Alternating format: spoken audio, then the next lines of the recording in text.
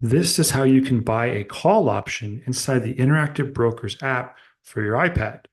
First, you want to go to your watch list and you hopefully have a company that you want to buy a call option on, remembering that when you pick one of these companies in your watch list or add a new one down at the bottom by clicking Add Financial Instrument, what you're going to be doing is looking for a company that is entering an upward trend or up to the right on the stock chart. So let's go and let's pick on Tesla right now because it's been on a pretty good run recently. And this is what you want to see, that sloping up to the right on the chart.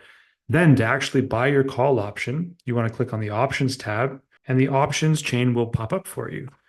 Now, it's really important that you select the appropriate expiration date to do this.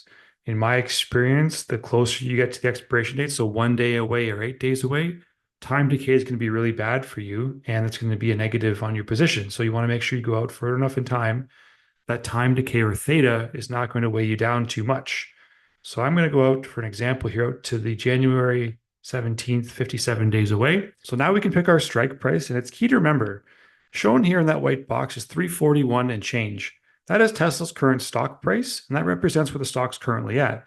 If we keep going down on our list, the call options get cheaper and cheaper and cheaper, but you can also see that their rate of potential profit also goes down. That's kind of marked by the delta, is kind of showing us basically how close we are to kind of having a profitable trade, just in theory.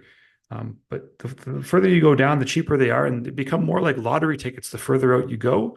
So you can get one for $8 here at the 450 level, but however, it's not very likely that you're going to have a profitable trade. And if we go into that by clicking, making it blue, you can see in our performance profile on the right-hand side, we've got an unlimited max return like you would with all call options. But if we go down a little bit further, our probability of profit is very low. It's at 11%. So we're going to take that into consideration as well when we're going to actually buy these call options. That's more of a lottery ticket kind of mentality, in my opinion. Not to say that you can't make money doing it, but it's better in my experience to kind of go further a bit the other way and you pay a bit more for value, like in all things in this world. So in order to do this, I'm going to come up here and just target, let's say, one with a good open interest, which means that there's lots of people kind of opening and closing positions. And it looks like 42,000 is the highest open interest on the call side for the January 17th call options. So I'm going to click the 300 strike, and they're running about, yeah, $5,700 to buy these call options. So if we click on the ask on the call side for 300 as our strike, we have the option to then go ahead and click order in the bottom right-hand corner. That's going to lead us to our order ticket. Now, we do have the chart data for the option contract itself. I don't really pay attention to that all that much. I'm going to look at the max loss, which is, again, the amount that we're going to pay for this call option. Our max return would be, yeah, our kind of the infinite return. Tesla stock can keep going up forever. But our break even is only 357.41. So Tesla has to go up from 341 and change up to 357. So that's about a $16 move in only about 60 days. So let's say that's potentially doable in our example. And then we kind of scroll down and see our probability of profit. Remember last time it was about 11%. In this example, it's 44%. So much higher in this example, which is good. We want to get that as high as we can. And obviously we pay the more higher that number goes. Then we would just come down to the bottom and we would just go down and make sure that we're doing a quantity of one. You can change that with your arrow button there at the bottom where you can go plus and minus, much as you want to. I like to use limit order because it lets me set my actual price versus market or any kind of other orders that are in here. So I'm going to keep it as limit. And my limit price, I'm going to click that triangle again and just go in the mid price to get the kind of the current between the bid and ask. Time in force for me is always going to be day because I want this just to be a day order and close off when the market is closed.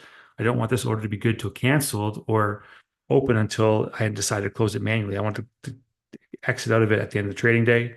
And we're going to go down here and just go no bracket orders or anything like that. Preview at the bottom right to make sure that we're actually buying.